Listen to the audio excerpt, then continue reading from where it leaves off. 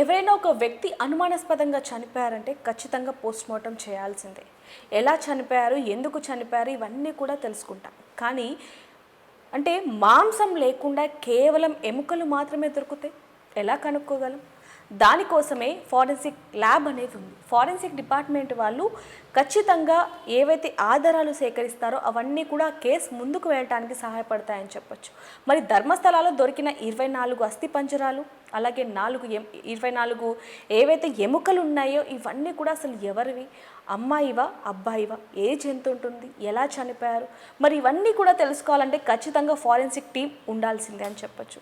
మరి వీటన్నిటికీ సంబంధించి ఎన్నో ప్రశ్నలకు, ఎన్నో అనుమానాలకి సంబంధించి ఇప్పుడు మనతో పాటు మాట్లాడడానికి ఫారెన్సిక్ డిపార్ట్మెంట్ నుంచి doctor M Narayana Reddy sir మనతో పాటు ఉన్నారు. వారితో మాట్లాడతాం. నమస్తే సార్. నమస్తే సార్. మనం నిన్న కూడా మాట్లాడుకోవడం జరిగింది. అంటే బాడీలో ఏ ఎముక దొరికితే మనం అది ఎవరు, అంటే ఎంత వయసు కలుగుతుంది, అమ్మాయి అంటే మహిళలదా పురుషుడిదా అనేది ఎలా కనుక్కోగలమంటారు?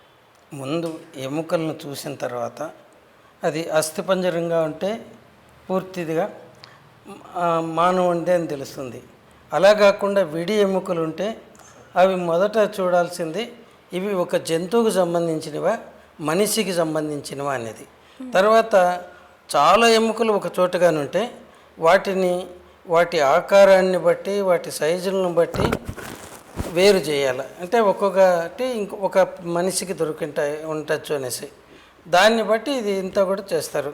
తర్వాత ఆ ఎముకల్లో ఒకరివా ఎక్కువ మందివా అని తెలుసుకోవాలంటే ఫర్ ఎగ్జాంపుల్ మనకు ఆర్మ్ బోన్ అంటాం, అది పై చేయిది, ఇవైతే ఒక వ్యక్తికి 2 ఉంటాయి. 3 ఉండదంటే ఇంకొక వ్యక్తికి ఉండదు.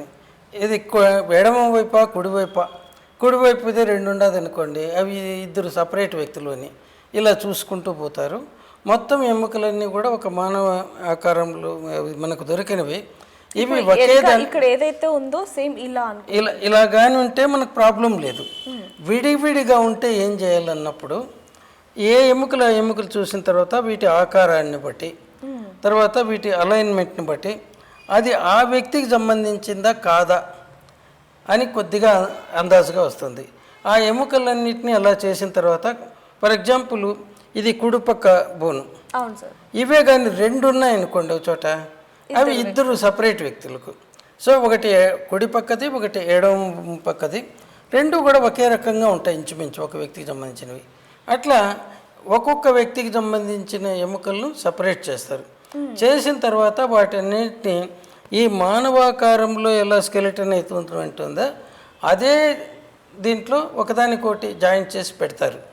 పెట్టిన తర్వాత ఒక టేబుల్ మీద పెట్టి ఇక్కడ ఒక చోట మనిషిని అది ఒక అట్ట మూవ్ అయ్యేది ఉంటుంది ప్లేట్, దానికి అది మొత్తం ఆనించి పెట్టి ఇంకో పక్కన మూవబుల్ ఇది ఉంటుంది చెక్క, దాన్ని తీసుకొని వచ్చి ఇట్లా దీనికి ఆనించి ఈ రెండిటికి మధ్య కొలత స్కేల్తో తీస్తారు. తీసిన తర్వాత దాన్ని లెంగ్త్ బట్టి ఆ మనిషి హైట్ ఎంత ఉంటుంది ఇంచుమించుగా. ఈ హైట్లో కూడా మనకేంటంటే ఇక్కడ వెన్నుపాము ఉంది కదా వెనకాల, వీటిలో కార్టిలేజెస్ అని ఉంటాయి. ఆ వెన్నెముక్కు మధ్యలో ఆ కార్టిలేజెస్ కూడా తొందరగా కుళ్ళిపోయి డిజప్పేర్ అవుతాయి. ఓన్లీ ఎముకలు మాత్రమే మిగులుతాయి. వాటికి ఇంకా ఈ పాదాల దగ్గర ఉండే ఫ్లెష్కు, తర్వాత పైన పుర్రి పైన స్కాల్ప్ అంటే స్కిన్ అనుకోండి, అది చాలా దళసరంగా ఉంటుంది, 5 లేయర్లు ఉంటాయి. అది ప్రొటెక్షన్ ఇవ్వడానికి. దానికి కలిపి సుమారు 1.5 నుంచి 2 ఇంచుల అంటే 1 to 2 ఇంచెస్ అంటాం మామూలుగా, 2.5 to 5 సెంటీమీటర్స్ అంత దీనికి ఈ స్కెలిటన్ లెంగ్త్కు యాడ్ చేస్తే ఆ మనిషి బ్రతికున్నప్పటి అతని యొక్క ఎత్తు ఎంత ఉంటాడనేది ఒక అందాజుగా తెలుస్తుంది. తర్వాత పుర్రె ఎముకను బట్టి మనము ఒక వ్యక్తి యొక్క వయస్సును, తర్వాత స్త్రీన పురుషుడా అనేది కూడా తెలుసుకోవాలంటే ముందు వయసుకి ఏంటంటే ఇక్కడ ఈ పైన స్కల్ క్యాప్ అని చూసినారు కదా, ఇక్కడ ముందు ఒకటి ఫ్రాంటల్ బోన్ అంటారు, పైన 2 అవి పెరైటల్ బోన్స్ అంటారు, ఇటుపక్క అటుపక్క చెవులకు సంబంధించినవి టెంపరల్ బోన్స్ అంటారు, వెనకాల ఒకటి ఆక్సిపిటల్ బోన్ అంటాం. ఇన్ని ఎముకలు సపరేట్గా ఉన్నవి అవన్నీ కలిసి క్రమేపై మనిషి పెరిగే కొద్దీ ఒకటిగా తయారవుతాయి. దాన్ని బట్టి అయ్యేటప్పుడు ఈ మధ్యలో సూచర్ లాగా ఏర్పడుతుంది, అంటే కుట్టినట్టు ఉంటుంది. ఇప్పుడు దర్జీ వాళ్ళు ఎట్లయితే మిషన్ కుట్టేస్తున్నప్పుడు ఇలా అంటారు, అదే టైప్లో అది డిజపేర్ అయిపోతే పూర్తిగా ఇప్పుడు ఈ రెండు కలిసిపోయినట్టు. ఈ మధ్యలో అది యునైట్ అయ్యేదాన్ని బట్టి దాని వయసు నిర్ధారించవచ్చు ఇంచుమించుగా. అట్లనే సెక్స్ కూడా తెలుసుకోవాలనుకుంటే ఇక్కడ ఆడవాళ్లకు ఇది స్లీప్ ఇట్లా రౌండెడ్గా ఉంటుంది, ఈ ఫోర్ హెడ్. తర్వాత అది పెద్దగా ఉంటుంది ఆడవాళ్ళకు. మగవాళ్ళకి ఏంటంటే అది ఇక్కడ చిన్నగా ఉంటుంది అవి బట్టి. తర్వాత ఈ ఐ మార్జిన్స్ ఉన్నాయి, బోన్స్ కాదు ఇవి అన్నమాట. అక్కడ అవి ఉబ్బెత్తుగా ఉంటాయి మగవాళ్ళకు. తర్వాత రౌండెడ్గా కూడా ఉంటాయి. అవి మీడియం టు లార్జ్ అంటారు, అంటే ఆవరేజ్ నుంచి కొద్ది పెద్దగా అనేసి. ఎక్కడ స్త్రీలకు అవి చిన్నగా ఉంటాయి, అంత ఉబ్బెత్తుగా ఉండదు. కానీ ఇక్కడ కూడా ఏమంటాము, స్మాల్ టు మీడియం అంటాం. ఈ మీడియం అనేది కామన్. సో మీడియం కానీ ఉంటే ఆడ మగ అని చెప్పేది అంత ఈజీ కాదు. తర్వాత ఆడవాళ్ళలో ఈ ఐ మార్జిన్స్ రౌండ్గా ఉంటాయి, పెద్దగా ఉంటాయి. మగవాళ్ళలో స్క్వేర్ షేప్లో ఉంటాయి. దాన్ని బట్టి కూడా చెప్తాను. కానీ అంత క్లియర్గా ప్రతి ఎముకలోనే కనపడుతుందంటే అది కూడా డౌటే, కనపడదు. తర్వాత ఇక్కడ ఈ దవడ ఎముక పైకి ఇటపోతుంది కదా, అది మగవాళ్ళలో స్ట్రైట్గా ఇటపోతుంది, ఆడవాళ్ళలో కొద్దిగా ఉంటూ ఉంటుంది. తర్వాత ఈ చిన్ సెంటర్లో ఆడవాళ్ళలో ఏమో రౌండ్గా ఉంటుంది, మగవాళ్ళలో ఏమో స్క్వేర్ షేప్డ్ ఉంటుంది ఇన్ జనరల్. కానీ అది మళ్ళీ వేరియేషన్స్ ఉంటాయి. ఇవన్నీ చెప్పడానికి బాగుంటాయి, కానీ ఇండివిజువల్గా మనం ప్రాబ్లమ్స్ ఫేస్ చేసినప్పుడు కొద్దిమంది ఆడవాళ్ళలో ఇది కూడా ఇట్లా మగవాళ్ళలాగానే ఉంటుంది చిన్న. సరే, చాలా అంటే క్వశ్చన్ మార్క్గా ఉంటుంది కదా, ఉంటుంది. అందుకే ఏది కానీ డెఫినెట్గా మేము చెప్పలేము అని చెప్పడానికి.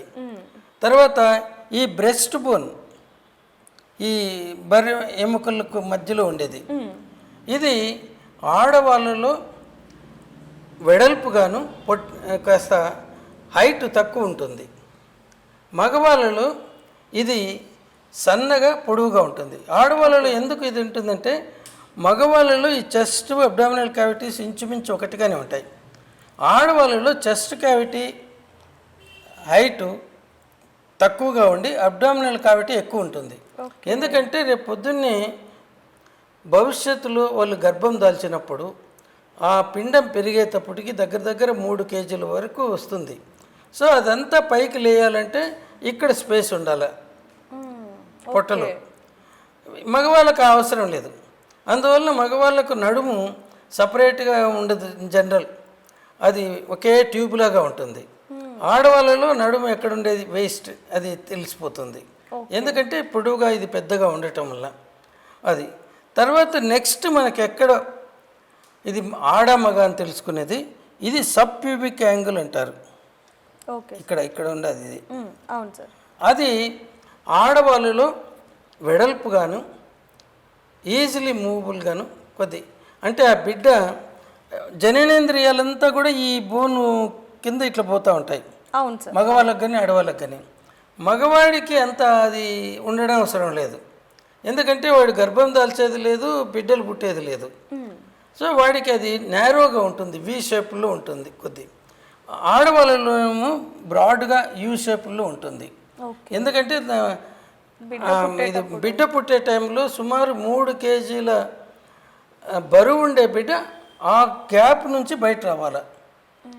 ఇంకా దీన్ని ఏమంటారంటే మహామాయ అనేవాళ్ళు ఒకప్పుడు స్త్రీల గర్భసంచిని, అది మామూలుగా ఉన్నప్పుడు ప్రెగ్నెంట్ కాకుండా ఉన్నప్పుడు దాని లోపల సుమారు 3 మిల్లీలీటర్లు పట్టేంత మాత్రమే ఉంటుంది, అంటే లోపల ఉండేది గర్భసంచి లోపల.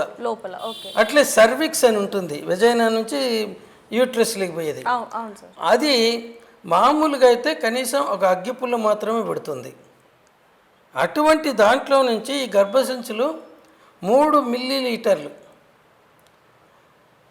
జాగా ఉండే దాంట్లో 3 కేజీల బరువు ఉండే బిడ్డ, ఆ బిడ్డ చుట్టూ ఆమ్నియాటిక్ ఫ్లూయిడ్, శాక్స్ అన్నీ ఉంటాయి. అంత పెద్దది ఎక్కడ ఆ గర్భసంచులు ఏర్పడుతుంది.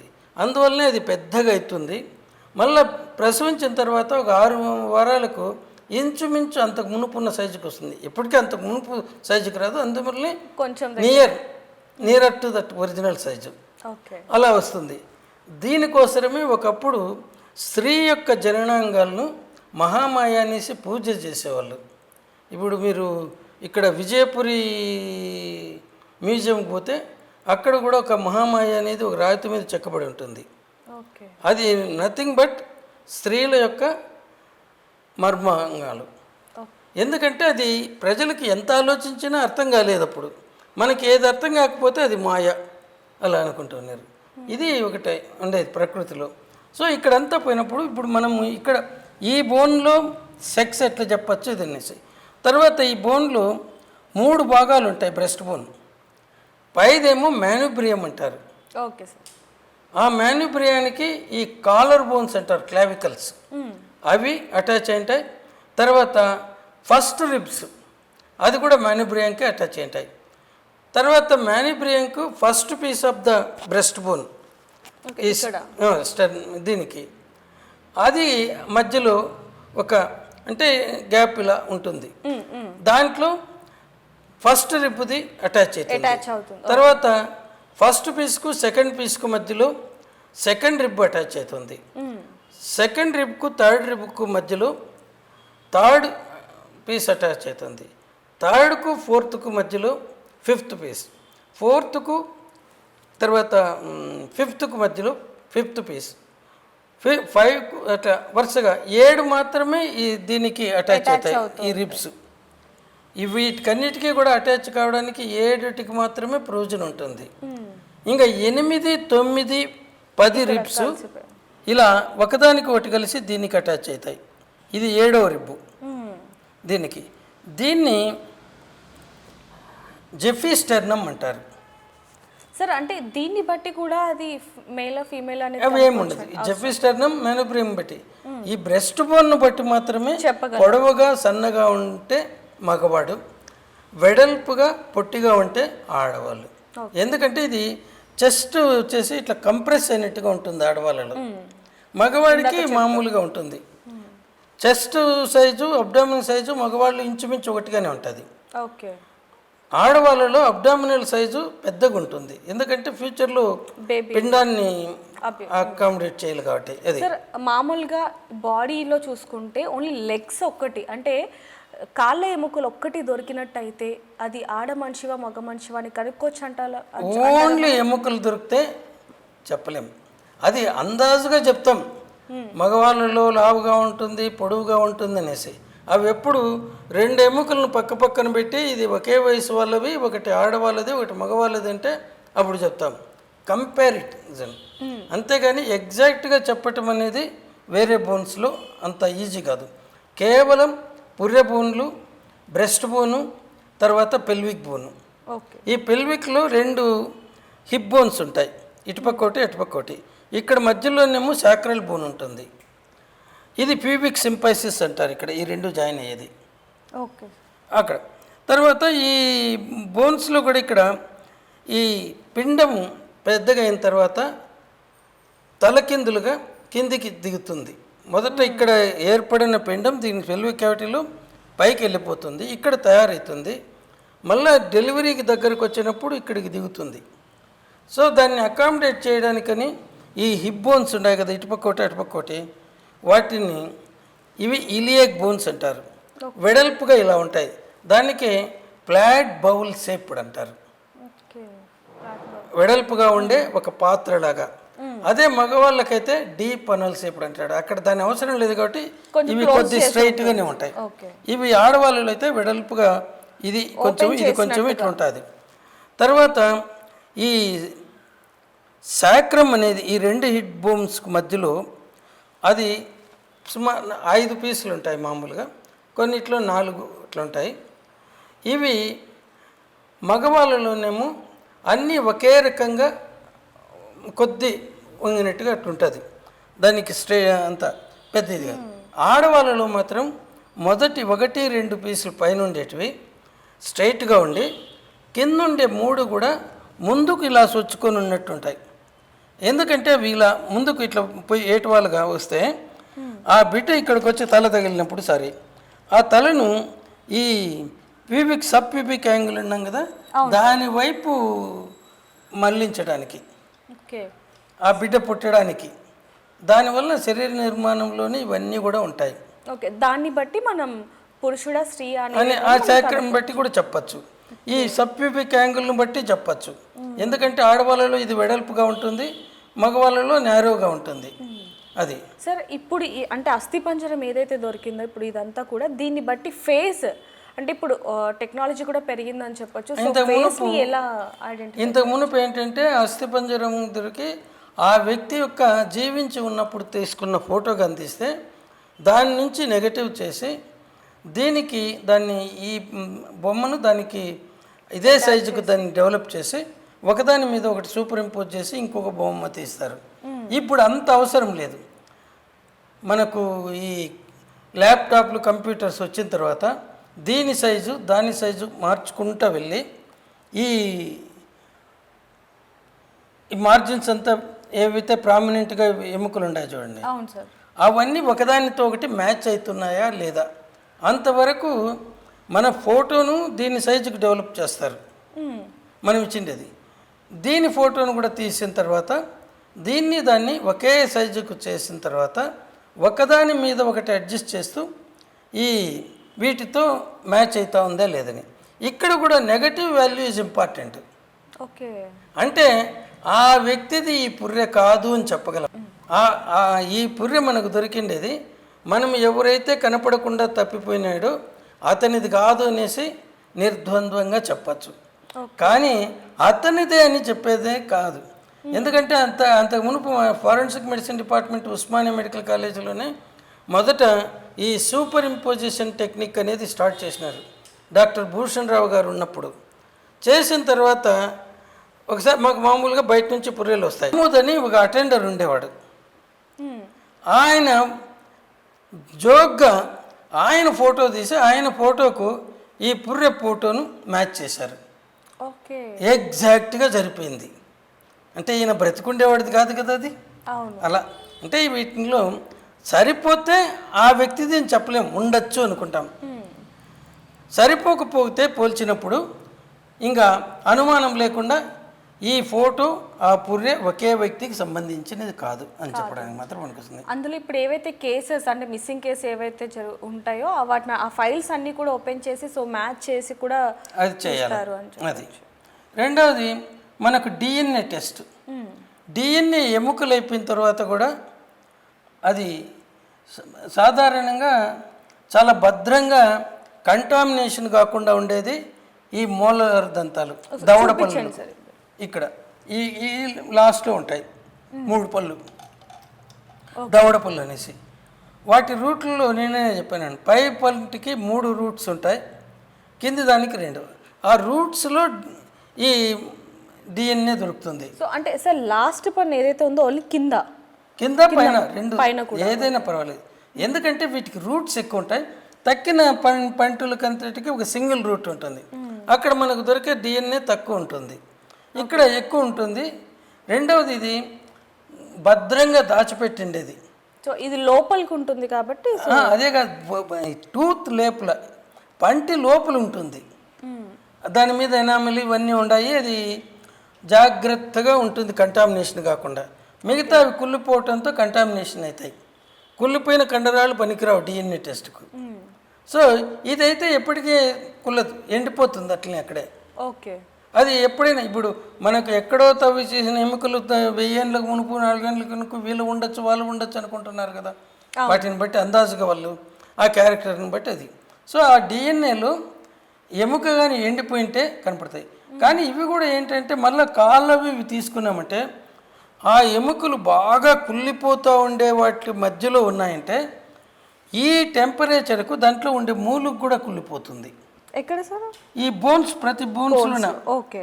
మనము నాన్ వెజిటేరియన్ తినే వాళ్ళకు ఎముక ఇట గట్టి లాక్కొని తింటాం కదా, అవును సార్. దాంట్లో ఈ జీవకణాలు ఉంటాయి. అంటే దాని లోపల న్యూక్లియస్ ఉండేటివి. ఆ న్యూక్లియస్ లోపల క్రోమోజోమ్స్ ఉంటాయి.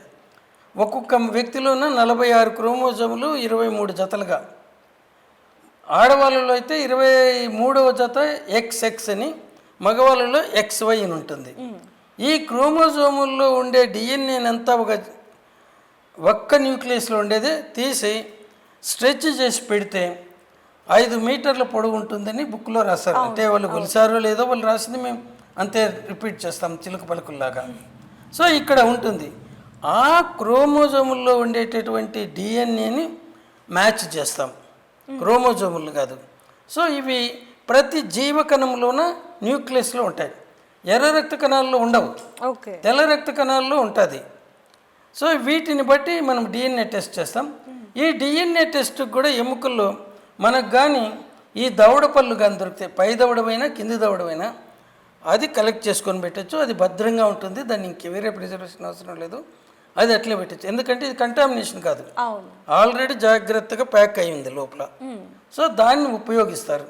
దీన్ని బట్టి డిఎన్ఏని బట్టి ఒక వ్యక్తిని ఎట్లా ఐడెంటిఫై చేయొచ్చు అంటే, మళ్ళా ఆ వ్యక్తి యొక్క తల్లిదండ్రులు కానీ బ్రతుకుంటే 100కు 100% చెప్పచ్చు. అన్నదమ్ములు కానీ అక్క చెల్లెళ్ళు కానీ ఉంటే ఇంచుమించుగా చెప్పచ్చు.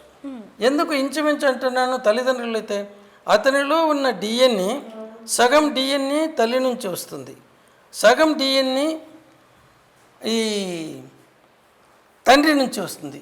కానీ ఏ డిఎన్ఏ ఎట్లొచ్చిందని చెప్పలేము.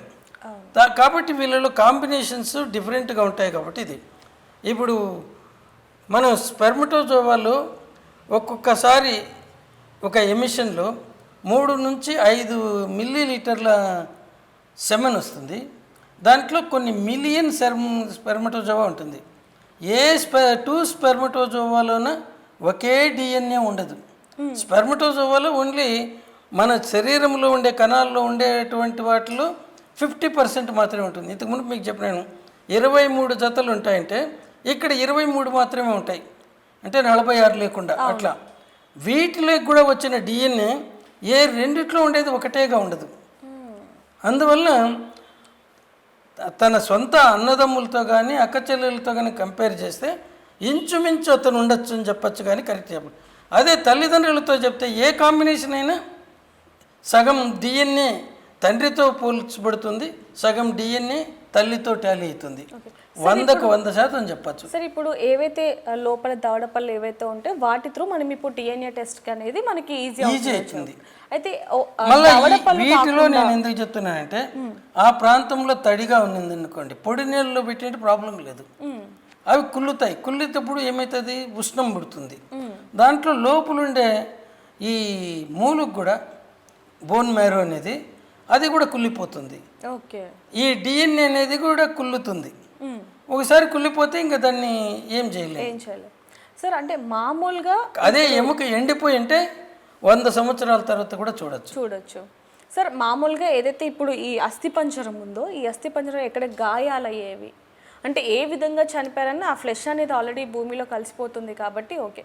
ఒకవేళ ఎలా చనిపోయారంటే మనం ఏమైనా చెప్పగలమా? అంటే అప్పుడు ఎముకలకు దెబ్బలు గాయాలుంటే వాటిలో కానీ ఆ విరిగిన చోట ఇక్కడ అది బ్లాకిష్గా ఉంటే, అంటే ఇప్పుడు ఇక్కడ ఇరిగింది అనుకుందాం, ఇప్పుడు ఇక్కడ విరిగింది అనుకోండి రెండుగా, ఈ ఎండ్స్ కానీ చూస్తే అది బ్లాకిష్గా ఉంటే చనిపోక ముందు జరిగింది అనొచ్చు. బ్లాక్గా ఎందుకు మారుతుందంటే రక్తం కొద్దిసేపు అయితే మనకు టైం గడిచే కొద్దీ అది బ్లాక్గా మారుతుంది. మొదట ఎరుపు రంగులో ఉంటుంది, అది కడిగేయచ్చు. బ్లాక్గా మారిన తర్వాత మన బట్టలకు అంటుకుంటే కూడా కాదు. ఇప్పుడు మార్చురీలో మేము పనిచేసేటప్పుడు శవ పరీక్షలు ఇక్కడ కానీ రక్తపు మెరకలు పెడితే మార్చురీ అటెండర్ చెప్తారు, నీళ్ళతో ఇమీడియట్గా ఇప్పుడే కడిగేయండి సార్ అనేసి. అప్పుడే కడిగితే మళ్ళీ ఏం మరక ఉండకుండా పోతుంది. అదే ఇంటికి పోయిన తర్వాత అంటే అది మళ్ళీ నల్లగా మారి ఉంటుంది, ఇంక ఏం వేసినా కరగదు, ఆ బట్ట తీసి బయట పారేయాల్సిందే. అది అంటే ఆ రక్తంలో వచ్చే మార్పులతో. అలా ఈ ఎముక విరిగిపోతే దాని మధ్యలో ఈ మూలుగులో రక్తనాళాలు అన్ని రంధ్రాలుగా ఉంటుంది, కెపిలరీ ట్యూబ్ అంటాం. ఓకే. మనం ఈ స్ట్రా పెడతాం కదా కూల్ డ్రింక్స్ తీసుకోవడానికి, అవును సార్. అది ఎంటీ స్ట్రాను కూడా ఇట్లా నీళ్ళలో కానీ పెడితే నీళ్లు కొద్ది పైకి వెళ్తాయి. అవును. అదే రకంగా ఈ రక్తం కూడా ఇక్కడ కంటుకునింది లోపలికి పీల్చుకోబడుతుంది. అది ఆ మూలుగు లోపల ఉండి బ్లాక్గా ఉంటుంది, దాన్ని కడగేయలేము, ఉంటుంది అట్లే. అదే చనిపోయిన తర్వాత ఇంకప్పుడు ఏం కాదు. ఇంకొకటి ఉంది, ఎవరైనా శవపరీక్ష చేసేటప్పుడు ఫ్రెష్గా ఉండేదాన్ని వీళ్ళు పెద్ద పోజులు కొడుతున్నారు, ఇది ఇది మోర్టం అంటే డెత్, యాంటీ అంటే బిఫోర్, పోస్ట్ అంటే ఆఫ్టర్. అది ఎట్లా చెప్తానో చూస్తాం ఈ ఫారెన్సిక్ మెడిసిన్ వాళ్ళకని చెప్పి ఆ ఎముకను ఇలా తుంచి అక్కడ శవపరీక్ష చేస్తూ ఉన్నప్పుడు వచ్చిన బ్లడ్లో కానీ ఇట్లా పెడితే మా దగ్గరకు వస్తే మేము ఘంటాపథంగా ఆ చనిపోక మునుపు జరిగిందంటాం.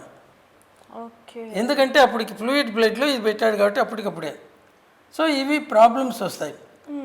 కానీ ఇట్లా బయట వచ్చేసిన ఎముకలకు అవి కానీ విరిగితే వాటికి ఇక్కడ నల్లగా ఉండదు. ఓకే. ఆ ఎండ్స్ని బట్టే మేము చెప్పేది. సార్ ఇప్పుడు మనం నిన్న కూడా ఇది మాట్లాడుకోవడం జరిగింది, అంటే అత్యాచారం జరిగిందనడానికి మాత్రం మనం స్పర్మ్ లోపల ఉంటేనే మనం చెప్పగలం. అది కూడా 42 గంటల నుంచి 72 గంటల వరకు అనేది నిన్న మాట్లాడుకోవడం జరిగింది. అయితే మామూలుగా బాడీలో ఎలాంటి చేంజెస్ ఉంటాయంటారు, అంటే కనుక్కోవడానికి? అత్యాచారంలో ఏమి చేంజెస్ కనపడవమ్మా. ఓకే. ఎక్కడన్నా గాయాలు అంటే వాళ్ళు ఒకరినొకరు పెనుగులాడుకునేటప్పుడు ఆ గాయాలు చూస్తాం. తర్వాత అమ్మాయి అంతకు మునిపే సెక్స్కి అలవాటు పడి కానీ అంతకు మునుపు తల్లి ఇంటే కానీ ఆమె కానీ సహకరించి వాడితో మళ్ళీ ఇమీడియట్గా కడుక్కుంటారు, ఎందుకంటే ఇష్టం లేనప్పుడు. అప్పుడు వచ్చి ఇంకా గాయాలు ఉండవు, అక్కడ ఏమీ ఉండదు, శమన ఉండదు, ఏముండదు, లోపలికి వేలు పెట్టి కడిగేస్తారు. ఇంకా అక్కడ జరిగిన వెంటనే కూడా చూసినా ఏమీ కనపడదు. ఓకే. అందుకోసం ఇక్కడ ఇన్వెస్టిగేషన్ ఈజ్ వెరీ ఇంపార్టెంట్.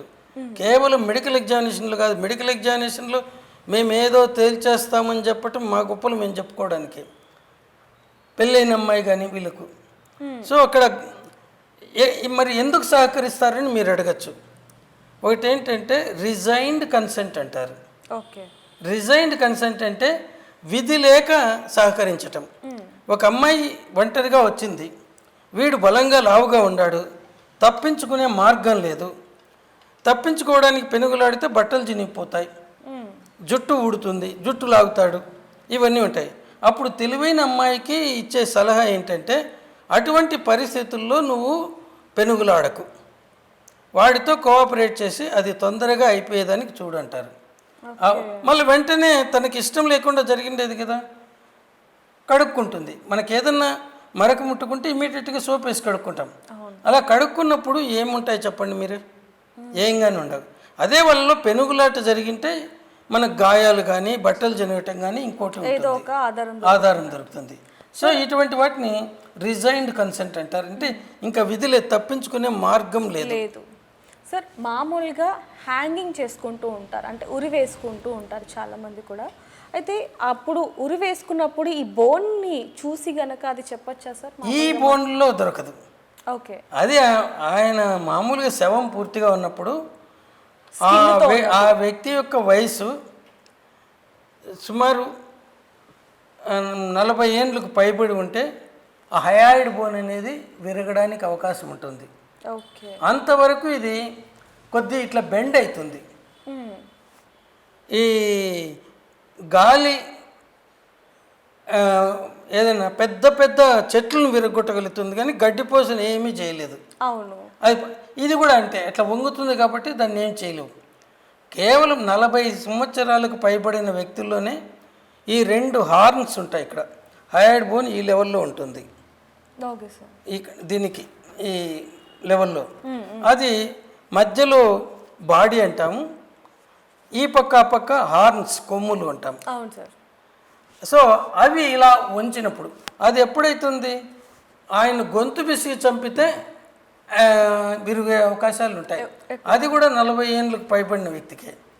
అంతకంటే కింద వాడికి ఇట్లా అదిమినే అది వంగుతుంది కానీ విరగదు. మనకు విరుగుతుంది. ఇప్పుడు మనం కూడా దాన్ని ఉంచుతున్నాం, ఏం కాలేదు, మళ్ళీ వదిలిపెట్టేస్తాం. కానీ దాన్ని బలంగా ఉంచాలా. తర్వాత ఇంకోటి కింద థైరాయిడ్ కార్టిలేజ్ అని ఉంటుంది. అవును సార్. ఆ కార్టిలేజ్ విరిగితే అది యాంటీమోర్టమో పోస్ట్ మార్టమో అని చెప్పలేము. ఓకే. అవి కేవలం దాని మీద ఉండే కండరాలలో లోకలైజ్డ్ రౌండెడ్ కానీ ఈ రెడ్నెస్ ఉంటే అవి కంట్యూజన్స్ అంటాం, సబ్క్యూటేనియస్ కంట్యూజన్, అటువంటిది కనుక్కోవచ్చు. ఇక్కడ హైడ్ బోను మామూలుగా థ్రాట్లింగ్ అంటే గొంతు బిసికి చంపే దాంట్లోనే విరుగుతుంది. అదే హ్యాంగింగ్లో సాధారణంగా అది విరగదు. ఎందుకంటే hanging mark above the level of the hide bone ఉంటుంది, దాని మీద డైరెక్ట్ ప్రెజర్ లేదు, విరగదు. ఓన్లీ ఈ నాట్ ముడి మెడ వెనకాల ఉంటే ఈ నాట్ వచ్చేసి హైడ్ బోన్ మీద ఇక్కడ ఇలా ఉన్నప్పుడు దీన్ని ఇలా వెనక్కి వెన్నెముకకు అగేనిస్ట్గా ప్రెస్ చేసినప్పుడు ఆ రెండు కొమ్ములు ఉంటాయని చెప్పినాం కదా దానికి, అవి ఇలా విగ్గుకున్నప్పుడు విరిగే అవకాశం ఉంటుంది. ఇంకా థ్రాట్లింగ్లోనేమో ఇట్లా అదివినప్పుడు విరిగే అవకాశం ఉంటుంది. అదే కానీ ఇవి హైడ్ బోన్ హ్యాంగింగ్లో విరగటం అనేది రేర్. ఓకే సార్, మామూలుగా ఒక బాడీకి పోస్ట్ మార్టం అయిపోయింది అనుకున్నాం సార్, కానీ మళ్ళీ కొన్ని డేస్ తర్వాత లేకపోతే మంత్స్ తర్వాత మళ్ళీ ఆ బాడీని తీసి మళ్ళీ చాలామంది కూడా పోస్ట్ మార్టం చేస్తూ ఉంటారు. అంటే అప్పుడు సాక్ష్యాలు ఏమైనా ఖచ్చితంగా దొరుకుతాయి అంటారు? చాలా కేసెస్లో 99% కేసుల్లో ఏమీ దొరకదు ఒకసారి పోస్ట్ మార్టం అయిపోయిన తర్వాత. అప్పుడు కూడా చెప్పినాను కదా, ఏమున్నా ఎముకలకు గాయాలు ఉండి అవి మర్చిపోయింటే దొరుకుతాయి. రెండవది, ఇవి ఎందుకు తీస్తామంటే పాతి పెట్టేటప్పుడు ఇటు వాళ్ళకు తెలుసు అటు వాళ్ళకు తెలుసు, కానీ వాళ్ళు ఏదో అనుకొని ఉంటారు. మళ్ళీ మీకు ఇంత ఇస్తామని వీళ్ళు ఇది కాంప్రమైజ్ కావడానికి, పోలీస్ కేసు లేకుండా ఉండడానికి. ఒకసారి శవాన్ని పాతి పెట్టిన తర్వాత వీళ్ళు మేము ఇవ్వమంటాం, అప్పుడు మళ్ళీ మాకు తెలియదు మేము వచ్చేప్పటికే చేసినారు అంటారు. ఇవన్నీ కూడా సర్కమ్స్టాన్షియల్ ఎవిడెన్స్తో పోలీసు వాళ్ళు సేకరించే సమాచారంతో తెలపాలి, కానీ తవ్వి తీసిన శవ పరీక్ష నుంచి మనం ఎక్కువ కనుక్కోలేం. ఎందుకంటే కుళ్ళిపోతే శవాల మీద ఉండే గాయాలు కనపడవు, ఎముకలకు విరకపోతే మనం ఏం చెప్పలేము. తవ్వి తీసేది ఎందుకంటే వేరే వాళ్ళ చెవుల్లో పూలు పెట్టడానికి, అంతేగాని దానికంటే పెద్ద ఉపయోగం ఉంటుంది కాదు. ఇప్పుడు నేను ఉస్మానియాలోనే 1980 నుంచి 2011 వరకు 2011 వరకు ఇక్కడే పనిచేశాను. గాంధీ ఉస్మానియాలో ఎక్కువగా ఒక 8 నెలలు మాత్రం గుంటూరులో చేశాను. మిగతా నా బ్రతుకంతా ఇక్కడే ఉన్నింది. మేము ఎన్నో చేసాము. 1-2 కేసులు అక్కడక్కడ అయితే తప్ప మిగతా వాటిలో లేదు. అవి ఏదన్నా దొరికిందంటే ఎక్కడంటే మొదట శవ పరీక్ష చేయకుండా పాతి పెట్టిన వాటిలో. అంటే శవ పరీక్ష ఆల్రెడీ చేసింటే వాళ్ళంతా డిస్టర్బ్ చేస్తారు, ఇంక ఏమీ ఉండదు. కేవలం ఎముకలకు ఏమన్నా అవి విరిగింటే అది మాత్రమే కనపడుతుంది. అంటే రీపోస్ట్ మార్టం అనేది ఉండదు అంటారు, దాంట్లో ఏం చేస్తాం. ఎందుకంటే ఇండియన్స్ ఆర్ బోర్న్ లయర్స్ అని ఒక జడ్జి గారు అన్నారు ఒకప్పుడు. అదే మాటను జస్టిస్ ఏడివి రెడ్డిని ఆయన ఒక కేసులు కమిషన్ వేసినప్పుడు ఎన్టీ రామారావు గారు సీఎంగా ఉన్నప్పుడు నాగర్ కర్నూలులో 2 అబ్బాయిలను పోలీసు వాళ్ళు కొట్టి చంపి హాస్పిటల్లో చేర్చినారన్నారు. వాళ్ళు బాగా తాగి చనిపోయినారు. దాంతో అంత ఎవిడెన్స్ ఉంది. దాని మీద ఎంక్వైరీ చేసిన తర్వాత రిటైర్డ్ జడ్జి గారు, హైకోర్టు జడ్జి గారు ఏడివి రెడ్డి గారు, ఆయన అన్నాడు, ఒకప్పుడు బ్రిటిష్ జడ్జి గారు ఇట్లా మాట్లాడితే మా మనసులు గాయపడేటివి, ఇప్పుడు ఇది చూసిన తర్వాత అది సత్యం అని చెప్పి నమ్మకుండా ఉండలేకపోతున్నాను. ఎందుకంటే వాళ్ళందరూ ఎదురుకుండానే తీసుకెళ్లారు ఆ అబ్బాయిలని ఇద్దరిని. మొదట వాళ్ళు ఒక బార్ అండ్ రెస్టారెంట్లో గొడవ చేస్తూ ఉన్నారు.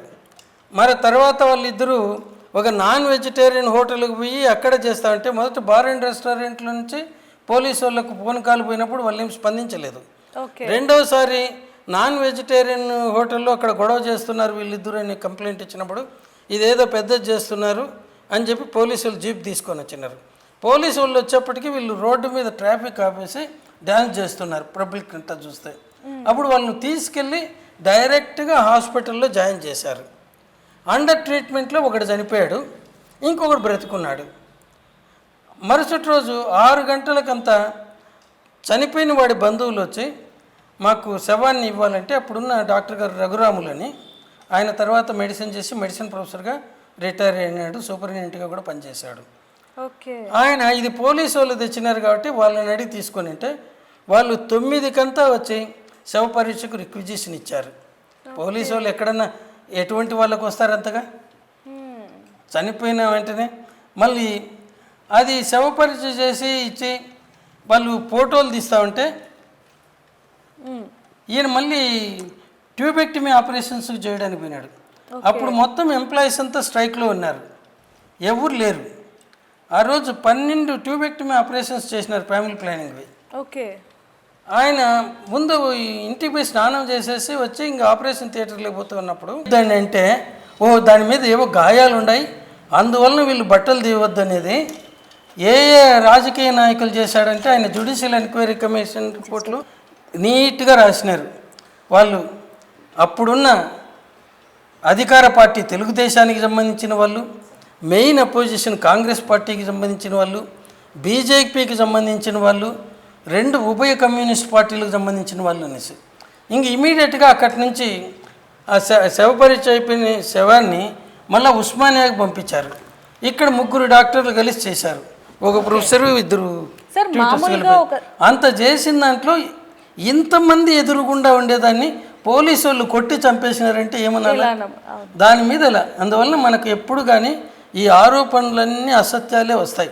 ఓకే సార్, మామూలుగా పోస్ట్ మార్టం అనేది ఎంతమంది డాక్టర్స్ చేస్తారు? మామూలుగా అయితే రూల్ ప్రకారం 2 ఉండాలి. ఓకే. ఒకరు కట్ చేయాలా, ఇంకొకరు అక్కడ ఆయన చూసింది ఈయన చెప్తూ ఉంటే రాసుకోవాలా. కానీ ఇప్పుడు ఒకరే పోతారు. ఓకే. ఆ ఒక్కరు కూడా శవాన్ని ముట్టరు. మార్చురీ అటెండర్స్ ఉంటారు, వాళ్ళు కూడా అన్ట్రైన్డ్. వాళ్ళు వీళ్ళు చెప్పినట్టు కట్ చేస్తూ ఉంటే అది చూసుకొని వీళ్ళు రిపోర్ట్ రాసుకుంటారు. ఓకే సార్, మామూలుగా పోస్ట్ మార్టం రిపోర్ట్ అనేది ఎన్ని డేస్లో ఇవ్వాలి అంటారు? అంటే మామూలుగా కొన్ని ఒరిజినల్ రూల్స్ అయితే ఇమీడియట్గా as early as possible. Number of cases ఒకటే ఉందనుకోండి, అది రాయడానికి ఒక 15 నిమిషాలు పడుతుంది.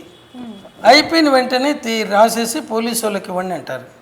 కానీ ఇప్పుడుండే ఈ ఆరోపణలు అబద్ధాలన్నీ వస్తే రేపటికి ఈ కేసు గురించి ఏమన్నా పేపర్లో వస్తుందేమో, తొందర ఎందుకు అనేసి చాలామంది డాక్టర్లు 2-3 రోజులు ఆపుతారు. ఎందుకంటే ఇంకేం సమాచారం వస్తుందో అనేసి అన్నిటికీ సమాధానం.